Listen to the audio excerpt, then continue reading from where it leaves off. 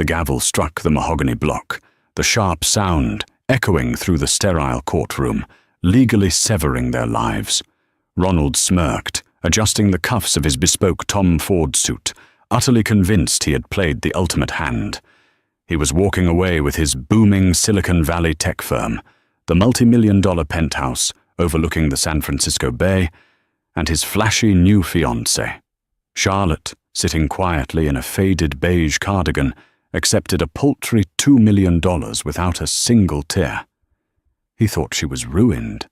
He thought he was the undisputed master of the universe. What Ronald didn't know was that the very venture capital firm keeping his beloved company afloat belonged entirely to the quiet woman he had just discarded. The game hadn't ended. It was just beginning.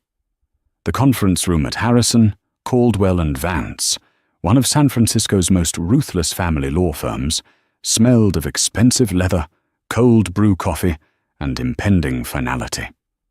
50 stories above the financial district, the fog rolled in over the Golden Gate Bridge, painting the morning in shades of dull grey. Ronald Sterling sat at the head of the long glass table, exuding an aura of restless superiority.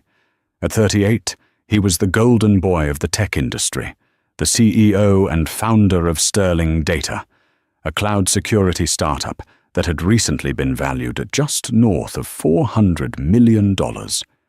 He tapped his Montblanc pen against his legal pad, his knee bouncing. He just wanted this over with.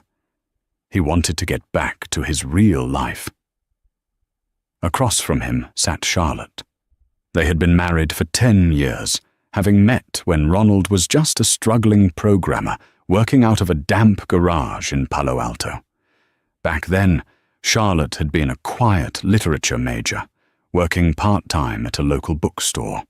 She had paid the rent, cooked the meals, and listened to his grandiose pitches late into the night. But as Sterling Data grew, Ronald's ego swelled alongside it. Charlotte, with her preference for quiet evenings, thrifted sweaters, and hot tea, no longer fit the narrative of a Silicon Valley titan. "Let's review the asset division one final time," declared Arthur Pendleton, Ronald's high-priced, shark-eyed attorney. Arthur pushed a thick stack of papers toward the center of the table. "My client retains 100% of his voting shares and equity in Sterling Data. He retains the primary residence in Pacific Heights. In exchange, Mrs. Sterling will receive a one-time cash settlement of $2.5 million, the vintage Volvo station wagon, and the small cabin property in Lake Tahoe." Charlotte's attorney, a junior partner named Sarah Jenkins, who looked visibly sweating, leaned over to her client. "Charlotte, I strongly advise against this," Sarah whispered, though the acoustics of the room carried her voice. "Under California community property laws, you are entitled to half of the company.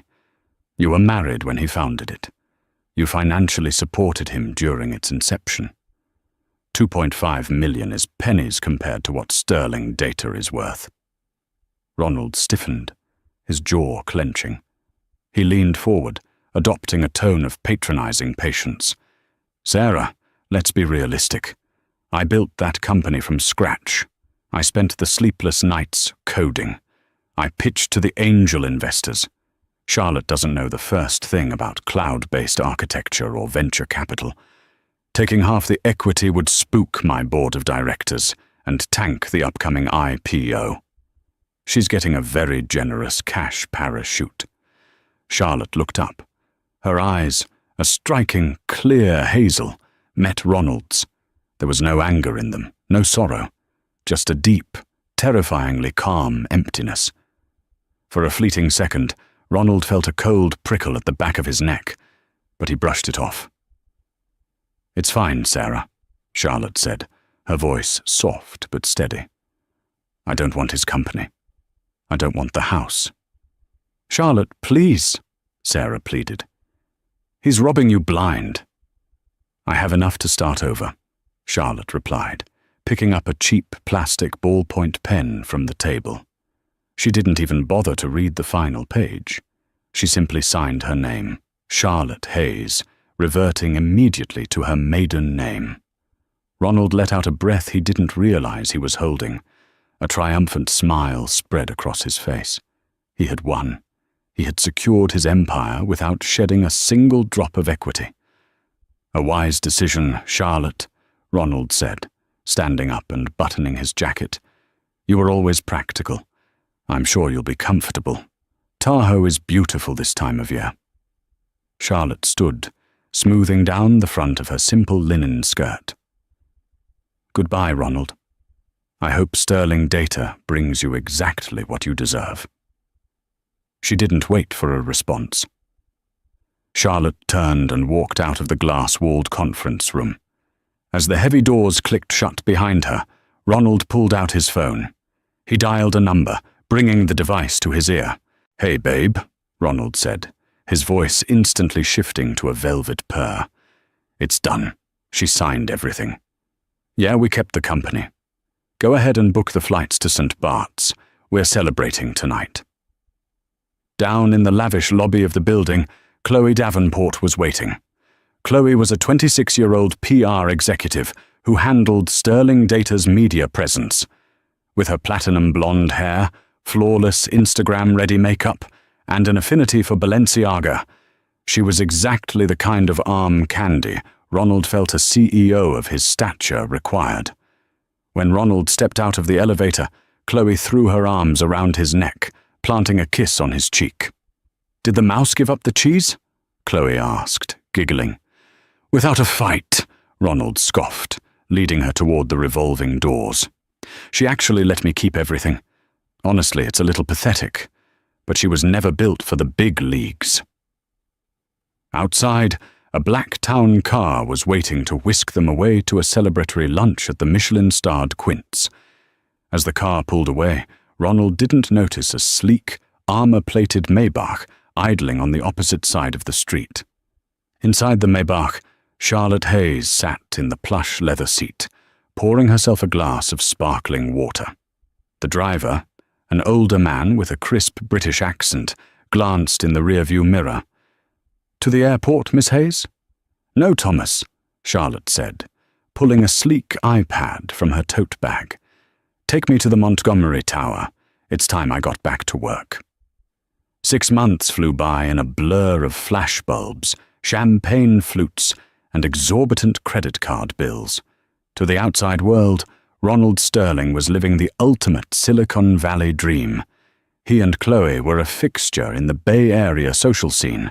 They were photographed on the red carpets of charity galas, spotted drinking Pappy Van Winkle on yachts docked in Sausalito, and frequently featured in glossy lifestyle magazines. Their upcoming wedding was the talk of the town. Chloe had demanded nothing but the best: a 5-carat emerald-cut diamond from Graf, a custom Vera Wang gown, and a venue rented out at Pebble Beach. Ronald indulged her every whim. Why shouldn't he? He was a master of the universe. But behind the tinted windows of his corner office, the reality of Ronald's empire was beginning to fracture. Sterling Data was bleeding cash. While the initial valuation of the company had been incredibly high, based on speculative tech trends and aggressive user acquisition, the actual revenue model was struggling. Server costs were skyrocketing, a major bug had delayed their flagship software update, and their top engineers were being poached by giants like Google and Amazon. To keep the illusion of hypergrowth alive, Ronald had been burning through venture capital at an alarming rate. He had recently initiated a Series C funding round to keep the lights on and push toward the Holy Grail: a public offering. It was late on a Tuesday evening. The Sterling Data headquarters, an open-concept playground filled with ping-pong tables and kombucha on tap, was empty. Ronald sat alone in his glass office, staring at a spreadsheet that looked like a crime scene. Red numbers glared back at him. His CFO, a weary man named David Kensington, knocked lightly before entering. David looked like he hadn't slept in a week. "Ronald, we have a problem," David said, dropping a thick financial dossier onto the desk. "Tell me something I don't know, Dave. Did Sequoia pass on the Series C? Worse, David said, rubbing his temples. Sequoia passed, Andreessen Horowitz passed, and Benchmark won't even return my calls.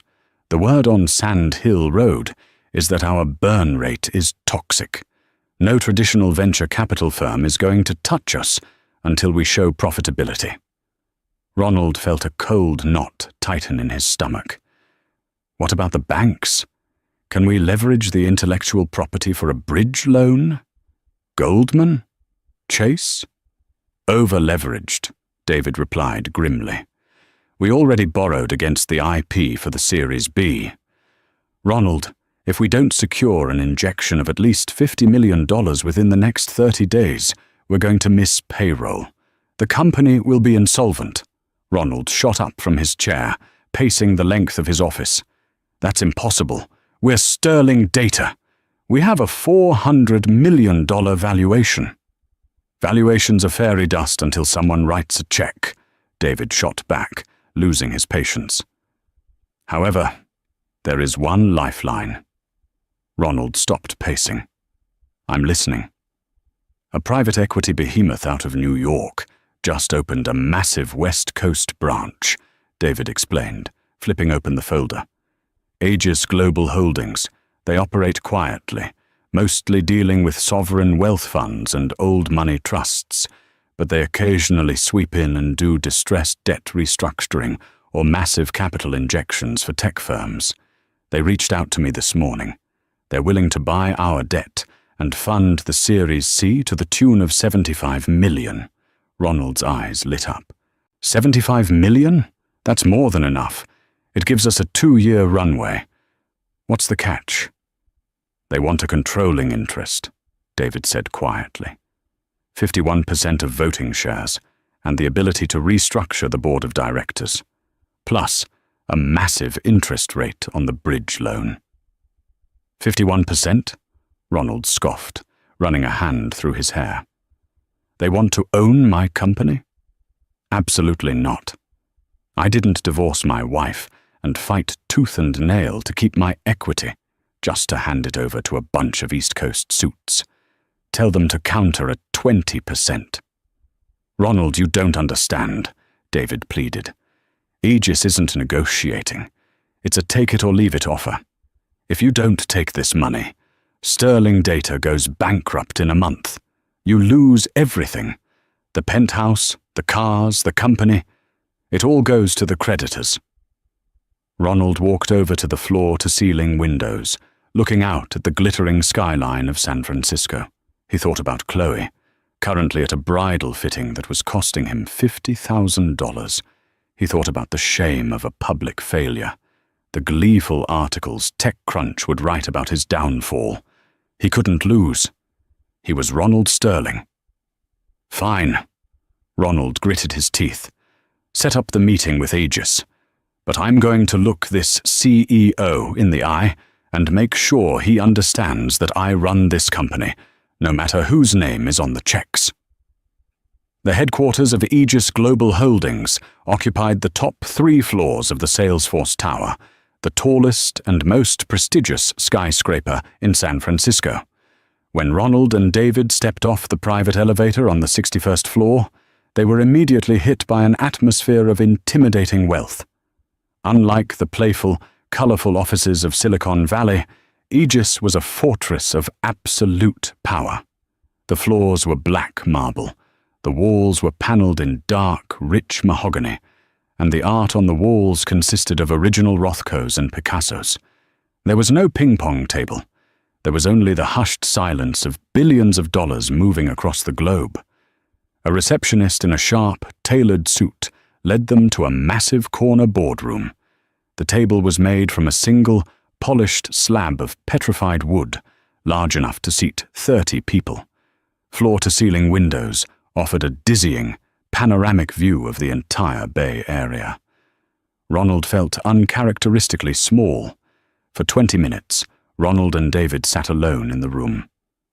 Ronald checked his Rolex compulsively, his irritation growing. "Who do these guys think they are?" Ronald muttered, tapping his foot. I'm the CEO of a major tech firm. You don't keep me waiting." Finally, the heavy double doors opened. Two men in immaculate navy suits walked in. They were older, sharp-eyed, and carried thick leather portfolios. They sat down across from Ronald without smiling. "Mr. Sterling, Mr. Kensington, I am Marcus." The man paused, correcting himself slightly. "I am William Vance, Chief Operating Officer of Aegis Global. This is Julian. Apologies. This is Thomas Pierce, our Chief Legal Counsel." Ronald leaned forward, trying to assert dominance. "Gentlemen, let's skip the pleasantries. I've seen your term sheet. Taking 51% of my company for a $75 million injection is predatory. I am willing to offer 30% non-voting shares, and I retain absolute executive control." William Vance didn't even open his portfolio. He simply looked at Ronald with a polite, almost pitying expression. "Mr. Sterling, you are under a misconception regarding the nature of this meeting. This is not a negotiation. This is an execution of terms." "Excuse me?" Ronald snapped, his voice rising. "Over the past 3 months," Thomas Pierce, the lawyer, began, sliding a single sheet of paper across the table, "Aegis Global has been quietly buying up the promissory notes from your previous investors. We also purchased the mortgage on your Pacific Heights penthouse from Chase Bank and the auto loans on your vehicles. As of this morning, Aegis Global is your sole primary creditor. If you do not sign the Series C agreement as presented, we will immediately call in your debts. Sterling Data will be forced into Chapter 11 bankruptcy by Friday." Ronald's face drained of color. He looked at David, who looked equally horrified. You bought my mortgage. How is that even legal?" "It is standard practice for distressed asset acquisitions," William replied smoothly. "You have played fast and loose with your finances, Mr. Sterling. The check we are offering is your only lifeline. But we require complete control to fix the mess you've made." "I demand to speak to your CEO." Ronald slammed his hand on the table, his composure entirely shattered. "I am not handing over my life's work to a couple of middle managers. Bring me the head of Aegis Global. Now." William and Thomas exchanged a brief glance. William reached over and pressed a button on the intercom console in the center of the table. "Madam Chairwoman, they are ready for you," William said. Ronald crossed his arms, leaning back in his chair, trying to project a confidence he no longer felt. He expected a silver-haired Wall Street veteran, an aggressive corporate shark who he could reason with, CEO to CEO. The side door of the boardroom clicked open. The sound of expensive heels clicked against the marble floor. The woman who walked into the room was dressed in a razor-sharp, custom-tailored Chanel suit in deep charcoal. A Cartier Panthère watch gleamed on her wrist. Her hair, previously kept in a simple, messy bun, was now blown out in a sleek, powerful style. She moved with an effortless, predatory grace that commanded the absolute oxygen in the room. Ronald's breath caught in his throat. His vision swam. He gripped the edge of the petrified wood table so hard his knuckles turned white. It couldn't be. Charlotte Hayes walked to the head of the table. She didn't look like the quiet, mousy woman who had worn faded cardigans and accepted a meager divorce settlement. She looked like a billionaire. She looked like a queen stepping up to her throne. William and Thomas immediately stood up in a show of deep respect. "Mr. Sterling," Charlotte said, her voice dripping with cool, refined authority. She didn't sit down. She stood at the head of the table, looking down at him with those striking hazel eyes. "You wanted to speak to the head of Aegis Global." Ronald's mouth opened, but no sound came out. He looked at David, but the CFO was staring at Charlotte in utter shock. "Charlotte." Ronald finally managed to croak, his voice barely a whisper. What are you doing here?" "I work here," Charlotte replied, a ghost of a smile playing on her crimson-painted lips. "In fact, I own it. Aegis Global is a subsidiary of the Hayes Montgomery Group, my family's holding company." "Your family?" Ronald stammered, his mind short-circuiting. "Your family owns a hardware store in Ohio." Charlotte laughed, a sharp, crystalline sound that sent shivers down Ronald's spine. "My adopted uncle owns a hardware store in Ohio, Ronald. My grandfather, Arthur Hayes, founded one of the largest private equity and real estate conglomerates on the eastern seaboard. When we met, I hid my wealth because I wanted a man who loved me for me, not for my trust fund. I supported you. I funded your first angel round through a proxy firm. I built you." She leaned forward, placing both hands flat on the table, bringing her face inches from his. "And when you decided I was no longer shiny enough for your new life," Charlotte whispered, her voice colder than liquid nitrogen, "you thought you could toss me aside and keep the empire I secretly paid for. You thought you won the divorce." Ronald was paralyzed. The arrogance that usually shielded him was stripped away, leaving him completely exposed. "So," Charlotte straightened up, tapping the contract in front of him. "Sign the paper, Ronald. Hand over my company, or I will crush you by Friday." The silence in the Aegis Global boardroom was absolute, heavy enough to crush bone. Ronald stared at the contract, the neatly printed letters swimming before his eyes. The woman standing before him, the woman he had dismissed as mundane, uninspired, and small, was currently holding the scythe that would reap his entire existence. "You can't do this," Ronald choked out, his voice cracking. He looked frantically at his CFO, David, who was currently staring at his own loafers, utterly defeated.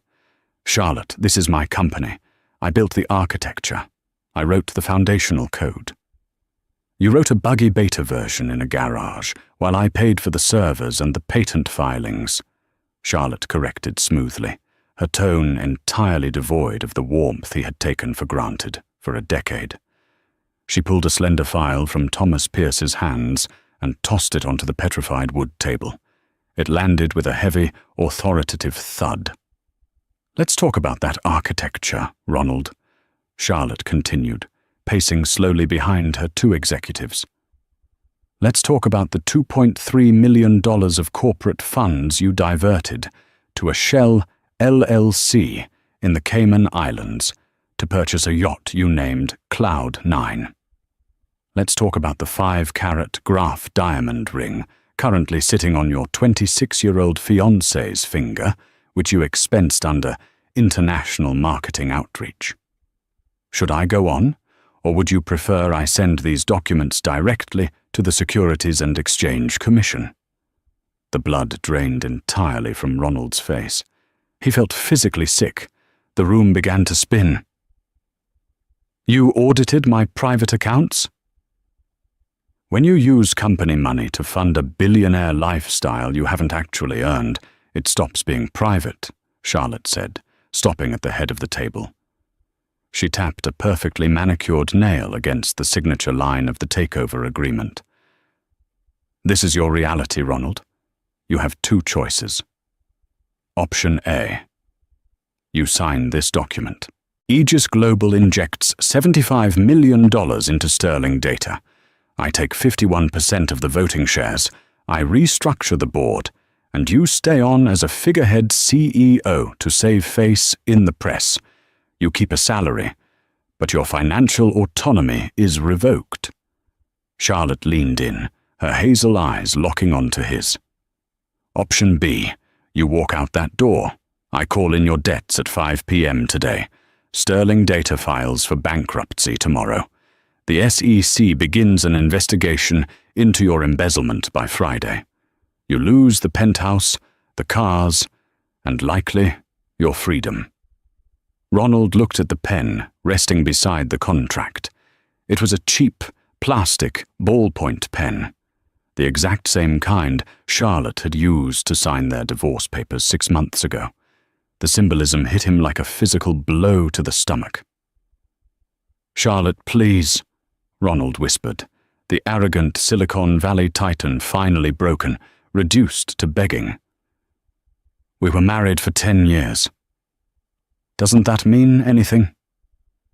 "It meant everything to me," Charlotte replied, her voice dropping to a dangerous, quiet register. "Until you told me I was dead weight. Until you replaced me with a public relations assistant the moment you thought you were too big to fail. I am simply treating you with the exact level of business acumen you showed me in the divorce." Ronald's hand trembled violently as he reached for the cheap plastic pen. He couldn't look at her. He couldn't look at David. He scrawled his signature across the line, effectively signing away the empire he had sacrificed his marriage to build. "A wise decision, Ronald." Charlotte echoed the exact words he had spoken to her at the law firm. "You were always practical." She signaled to Thomas, who swiftly collected the documents and slid them into his leather briefcase. "Mr. Kensington," Charlotte addressed the CFO, who jumped slightly at his name. "You will freeze all executive expense accounts immediately. No more private jets. No more Michelin-starred lunches. You report directly to me now. Have the books completely open for my transition team by Monday morning." "Yes, ma'am," David stammered, wiping sweat from his brow. "You may leave." Charlotte dismissed them, turning her back to look out the floor-to-ceiling windows at the city below, a city she now undeniably owned a piece of. The ride down the private elevator was suffocating. When Ronald finally stumbled out of the Salesforce Tower and into the back seat of his waiting town car, he felt like a ghost. He pulled out his phone. He had 3 missed calls from Chloe. He dialed her back, his hand shaking. "Chloe? Ronald, finally!" Her voice chirped through the speaker, accompanied by the background noise of clinking glasses. "Listen, the wedding planner says if we want the imported white orchids from Thailand, we need to wire an extra 40 grand today. I told her it wasn't a problem. Are you almost done with your boring meeting? I'm at Neiman Marcus." Ronald closed his eyes, a profound wave of nausea washing over him. "Cancel the orchids, Chloe." "What? Why?" "Just cancel them," Ronald snapped, the stress finally fracturing his composure. "And go home. We need to talk. The money is gone." Monday morning arrived in Silicon Valley with its usual relentless sunshine. But inside the headquarters of Sterling Data, a massive storm had made landfall. Ronald walked into his own building at 8 a.m., expecting to find his employees lounging by the espresso bar or playing ping-pong. Instead, the lobby was eerily quiet. The ping-pong tables had been dismantled and dragged away. The kombucha taps were covered with out-of-order signs. In their place, a team of sharp-suited auditors from Aegis Global were systematically moving through the open concept floor plan, carrying clipboards and requesting access badges. "Hey, what's going on here?" Ronald demanded, grabbing the arm of a passing junior developer. The developer looked terrified. "The new management team is here, Mr. Sterling. They fired the entire marketing department 10 minutes ago. They said it was redundant." Ronald's heart hammered against his ribs. He bypassed the elevators and sprinted up the glass staircase to the executive suite. He burst through the doors of the boardroom, ready to demand answers. He stopped dead in his tracks. Sitting at the head of the table, in the very chair Ronald had custom-ordered from Italy, was Charlotte. She was wearing a stunning, tailored ivory blazer, her hair pulled back into a severe, elegant twist. Surrounding her were the remaining members of Ronald's board of directors, all of whom were looking at Charlotte with a mixture of awe and absolute terror. "Ah, Ronald, How kind of you to join us, Charlotte said, glancing at her Cartier watch. You're late. This is my company, Ronald snarled, stepping into the room. You can't just fire my staff without consulting me. I own 51% of the voting shares, Ronald. I don't need to consult you on anything, Charlotte replied evenly, not raising her voice. Please take a seat. We were just discussing your new role. Ronald looked at the only empty chair left in the room. It was at the far end of the table, furthest from the power center. Gritting his teeth, he walked over and sat down, feeling the eyes of his former allies burning into him. As I was explaining to the board, Charlotte continued, projecting her voice with practiced authority. Sterling Data has been operating under a delusion of grandeur. The spending has been reckless, the product development is stagnant, and the leadership has been distracted by vanity projects. Effective immediately, Aegis Global is initiating a massive restructuring. She pressed a button on a remote, and a slide appeared on the screen behind her. It detailed a brutal, surgical dismantling of Ronald's favorite departments. We are cutting overhead by 40%, Charlotte announced. The Pacific Heights penthouse, which was technically owned by a company subsidiary, is being listed for sale this afternoon. The corporate lease on the fleet of luxury vehicles has been terminated. Ronald shot up. You're kicking me out of my house?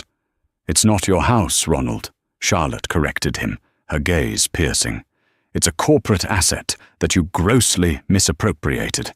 You have until Friday to vacate the premises. I suggest you find a nice, reasonably priced apartment in San Jose. A few board members shifted uncomfortably, but no one dared speak.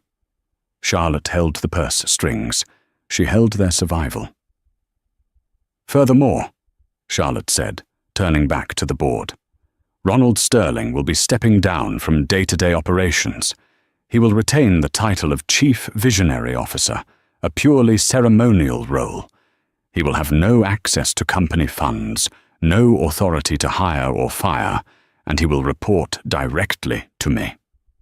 You're making me a mascot, Ronald hissed, his face burning with a humiliation so profound he felt like he was suffocating. I'm keeping you out of prison, Charlotte corrected him, her voice cold. I strongly suggest you learn the difference. By noon, the news had leaked to the press. TechCrunch ran the headline, Sterling Data bailed out by secretive private equity firm, founder sidelined. Bloomberg was even more vicious, hinting at massive financial mismanagement and a dramatic board coup. Ronald hid in his corner office, which he had been informed he would be vacating by the end of the week to make room for Charlotte's transition team. His phone vibrated ceaselessly on his desk. It was Chloe. He finally picked it up. Chloe, please, I can't do this right now. Ronald, what the hell is going on? Chloe shrieked through the receiver. My credit card was declined at the bridal boutique. The florist just called and said our checks bounced. And I just saw an article that says you don't even run your own company anymore. It's complicated. Ronald rubbed his temples, a vicious headache blooming behind his eyes. Aegis Global took over. Charlotte is the chairwoman. The line went dead silent. Your ex-wife? Chloe asked, her voice dropping its usual bubbly cadence, replaced by a sharp, calculating edge. The mousy one with the sweaters? She bought your company? She tricked me, Ronald lied, trying to salvage any remaining shred of his pride. She's trying to ruin me, but I'll fight it, Chloe. We'll figure it out. We just have to downsize for a little bit. Cancel the Pebble Beach venue. We can do something smaller. Intimate. Downsize? Chloe scoffed, a harsh, ugly sound. Ronald, I didn't sign up for an intimate life in a rented apartment. I am a brand. I can't be seen marrying a disgraced tech bro whose ex-wife holds his allowance. Chloe, listen to me. I'm going to my mother's in Santa Barbara, Chloe interrupted coldly. Don't call me. I need to think about what this means for my image." She hung up. Ronald stared at the black screen of his phone, entirely alone in a glass tower he no longer owned. He had spent the last year thinking he had played the perfect game of chess, sacrificing a pawn to take the crown. Only now did he realize that the pawn he threw away had actually been the grandmaster, quietly moving the pieces until he was entirely boxed in. Checkmate. By Friday, the glittering illusion of Ronald Sterling's invincible life had not just evaporated, it had been violently shattered. The transition from a sprawling Pacific Heights penthouse to a stark, corporate-leased apartment in Milpitas was a brutal, sensory shock. The moving company, a discount crew he was forced to hire after his Black American Express Centurion card was unceremoniously declined, haphazardly dumped his bespoke Brioni suits and remaining modern art pieces into a cramped living room that smelled faintly of stale carpet cleaner and boiled cabbage. There was no wine cellar here. There were no floor-to-ceiling windows overlooking the Golden Gate Bridge. His new reality featured thin drywall that vibrated every time his neighbor turned on their television. He no longer had the keys to the Aston Martin DBS Superleggera. Aegis Global's asset management team had legally repossessed the entire corporate fleet by Wednesday morning, leaving Ronald standing in his driveway, watching his prized possession get loaded onto a flatbed tow truck. He was now heavily reliant on standard UberX rides. The first time he slid into the back of a slightly dented Toyota Camry, inhaling the overpowering scent of cheap vanilla air freshener. A profound, suffocating wave of panic washed over him. But the physical downgrade was nothing compared to the absolute swiftness of his social execution. Silicon Valley is an ecosystem that worships hypergrowth and ruthlessly quarantines failure. The moment the Bloomberg article detailing his demotion hit the wire, Ronald became a pariah. Desperate to prove he wasn't politically dead, Ronald took a ride down to Rosewood Sand Hill in Menlo Park on Tuesday afternoon.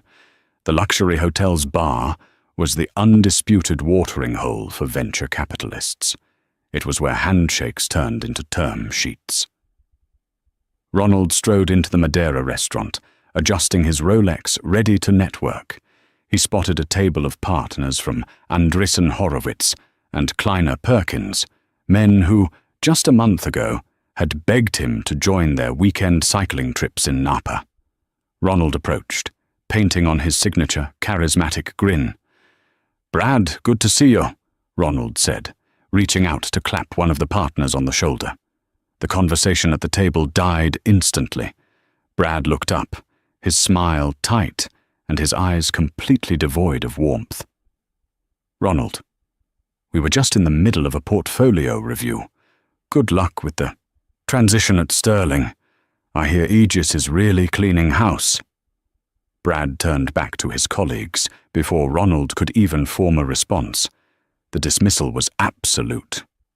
Ronald stood there for a humiliating 5 seconds, the silence screaming at him, before he turned and walked out, his face burning with a toxic mixture of shame and fury. He was a ghost, haunting a life he used to own. The final, fatal blow to his ego came not from a boardroom, but from an Instagram notification on Thursday morning. Ronald was sitting on a cheap IKEA sofa he had hastily ordered, eating cold toast, when his phone buzzed. It was an alert from an entertainment gossip account he secretly followed. It wasn't just a simple breakup post. It was a paparazzi photo spread taken outside of Nobu in Malibu. There was Chloe, looking radiant in a silk Reformation slip dress, laughing uproariously. And standing beside her, holding her hand and kissing her cheek, was Sebastian Reed. Sebastian was the 26-year-old billionaire founder of a rival cybersecurity firm, a kid Ronald had publicly mocked on Twitter just 3 months prior for wearing hoodies to shareholder meetings. Below the photos was Chloe's official statement, a masterclass in ruthless PR spin drafted by her agency. Sometimes, the universe abruptly shifts our paradigm to protect our peace. Ronald and I have ended our engagement. When fundamental values no longer align, the bravest thing a woman can do is walk away. I am focusing on my healing, my brand, and looking forward to the future with those who truly value transparency. #next chapter. Ronald threw his iPhone against the wall, the screen spider-webbed, mirroring the complete fragmentation of his life.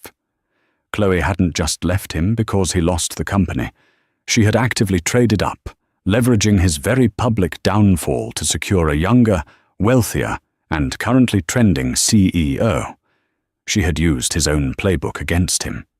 Back at the newly rebranded Aegis Sterling headquarters, Ronald's daily existence was a meticulously engineered, psychological torture chamber. Charlotte hadn't fired him. Firing him would have allowed him to play the victim to the tech press. Keeping him on the payroll as Chief Visionary Officer was a far more calculated move. His new office was not in the executive suite. It was a windowless, 12 by 12 room on the second floor, situated directly adjacent to the primary server cooling vents. A constant, low-frequency hum rattled his teeth from 9 a.m. to 5 p.m. His visionary duties were completely insulting. Each morning, David Kensington, his former CFO who now treated Ronald like a hazardous waste spill, would email him a list of menial tasks. Review secondary color palettes for the mobile app's dark mode. Proofread the automated compliance emails for spelling errors. Draft hypothetical mission statements for a defunct charity initiative. None of his feedback was ever implemented. He was being paid a fraction of his former salary to sit in a vibrating box and color inside the lines. Meanwhile, Charlotte was a revelation to the rest of the world. Forbes dropped a massive 6-page feature on her, detailing her stealthy acquisition strategy. The photo shoot featured her standing in the Aegis Global boardroom, wearing a razor-sharp, custom charcoal suit by the row. The headline read, "The Silent Apex Predator: How Charlotte Hayes Rescued Silicon Valley's Most Overvalued Asset." Under Charlotte's leadership, the company aggressively pivoted. She slashed the bloated marketing budgets, laid off the lifestyle coordinators, and refocused the engineering team entirely on enterprise-level encryption. By week 8, she was finalizing a lucrative, multi-year security contract with Palantir Technologies. Ronald's breaking point came during a Friday all-hands meeting in the main glass atrium. He had managed to slip out of his server room purgatory and stand at the back of the crowd. Charlotte stood at the podium, flanked by representatives from Palantir and the Department of Defense. She was composed, articulate, and commanded the room without raising her voice a single decibel. "The era of reckless spending and vanity metrics at this company is over," Charlotte announced into the microphone, her hazel eyes scanning the crowd of hundreds of employees. "We are no longer building software to inflate egos. We are building infrastructure to protect national interests."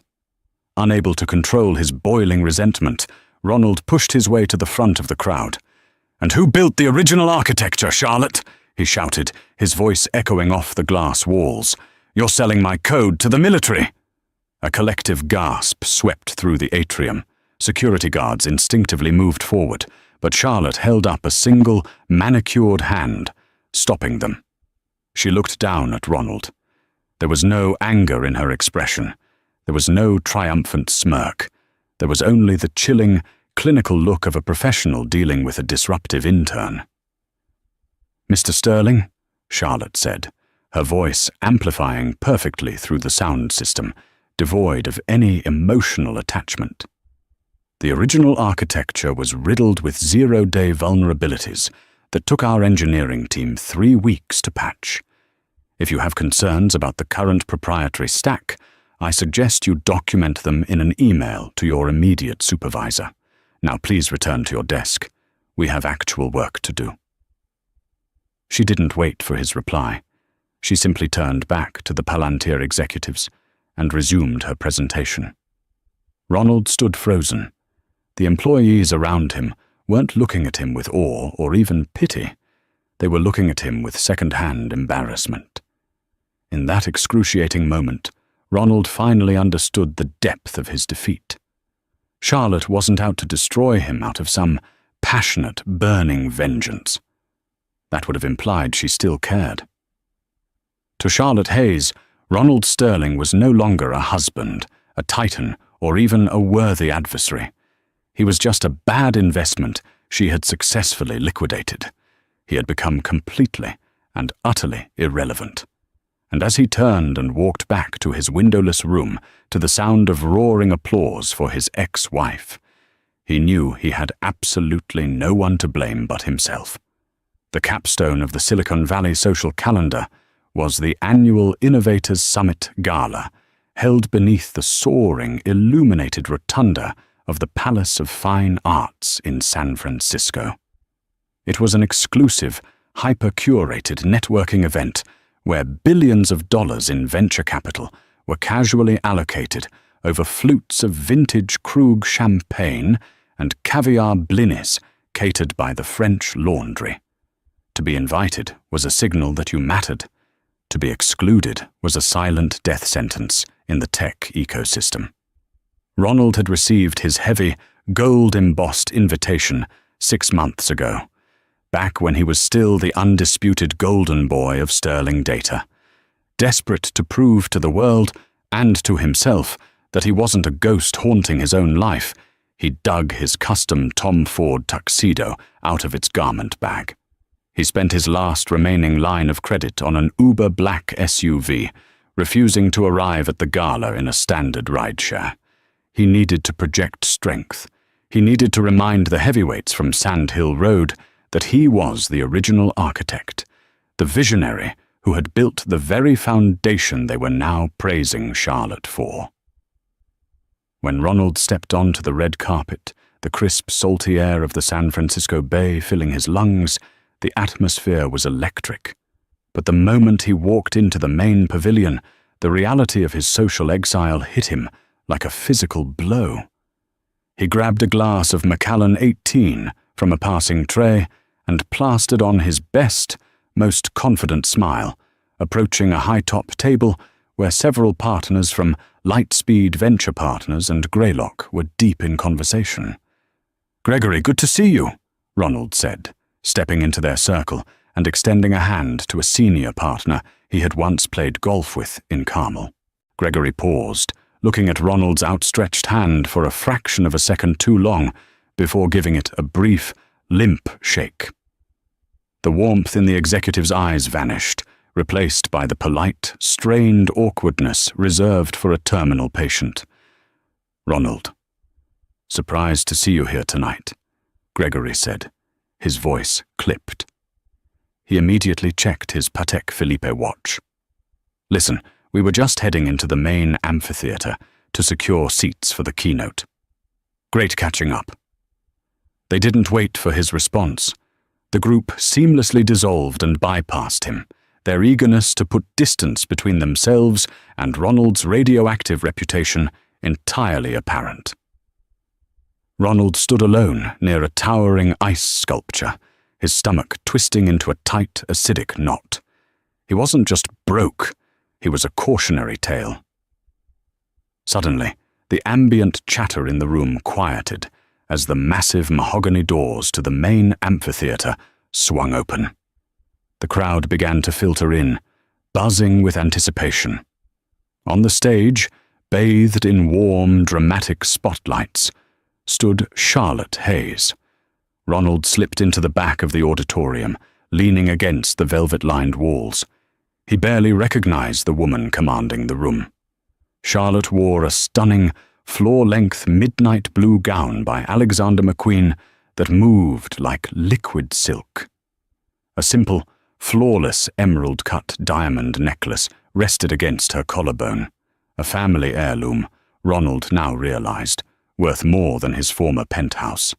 She was delivering the keynote address on the integration of artificial intelligence in sovereign data security. The room was entirely captivated. Billionaires, state senators, and seasoned tech moguls hung on her every syllable. She was articulate, commanding, and utterly magnetic. She didn't rely on the flashy, aggressive buzzwords Ronald had always used to mask the company's structural flaws. She spoke with the quiet, devastating authority of someone who held the world's most powerful secrets in the palm of her hand. The era of building digital fortresses on foundations of sand is over, Charlotte projected, her voice ringing clear across the silent auditorium. At Aegis, we do not chase valuations. We secure reality. The applause that erupted was thunderous, a standing ovation that rattled the crystal chandeliers. Ronald stood in the shadows, his hands trembling slightly. He remembered the quiet woman in the thrifted cardigan who used to proofread his pitch decks at 2 a.m., making him Earl Grey tea and rubbing his shoulders when he felt like giving up. He had taken her light, used it to inflate his own fragile ego, and then tried to extinguish her the second he thought he had outgrown her. Later in the evening, as the gala finally began to thin out and the dense San Francisco fog rolled in thick off the water, Ronald saw Charlotte standing alone near the grand Corinthian columns of the rotunda. She was checking an email on her phone, her security detail waiting discreetly by a sleek, armor-plated Maybach idling on the cobblestone curb. He walked up to her, his footsteps echoing hollowly against the wet stone. "Charlotte," he said, his voice raw. She locked her phone and slipped it into a clutch, turning to face him. She didn't flinch. Her expression was perfectly neutral, the polite, impenetrable mask of a CEO dealing with a subordinate who had cornered her at a corporate retreat. "Ronald, I hope you found the catering to your liking," she said smoothly. "I was the one who was supposed to be on that stage," Ronald choked out, the last remnants of his arrogance crumbling away, leaving only a desperate, hollow ache. "I founded the company, Charlotte.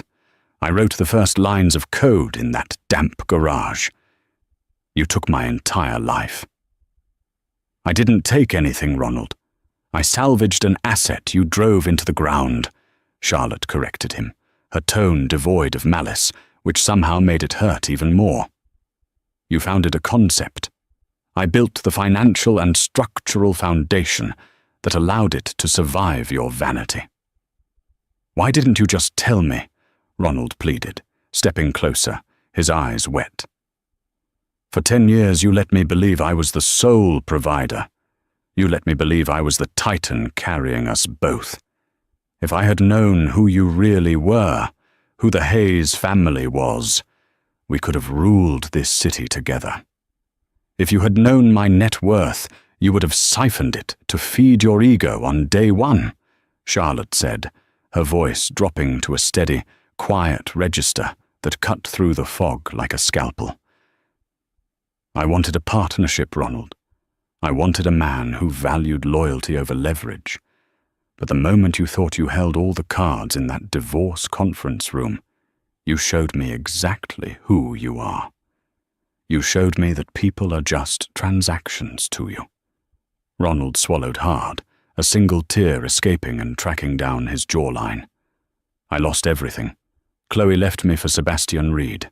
My friends won't take my calls. I'm a joke in the very building that has my name on it."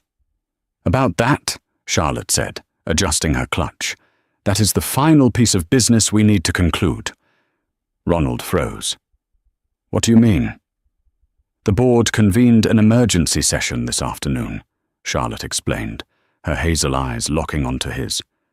"We are legally dissolving the Sterling data entity. As of Monday morning, the company will be completely absorbed and rebranded as Aegis Cipher. Your name is being removed from the building, the software, and the patents." Ronald couldn't breathe. It was the ultimate erasure. She wasn't just firing him. She was wiping his legacy from the face of the earth. We are executing a forced buyout of your remaining minority shares at current market value, which, minus the debts you still owe the holding company, leaves you with exactly $2.5 million, Charlotte continued. The exact amount you so generously offered me in the divorce. She looked past him, signaling to her driver, Thomas, who immediately stepped out to open the heavy rear door of the Maybach.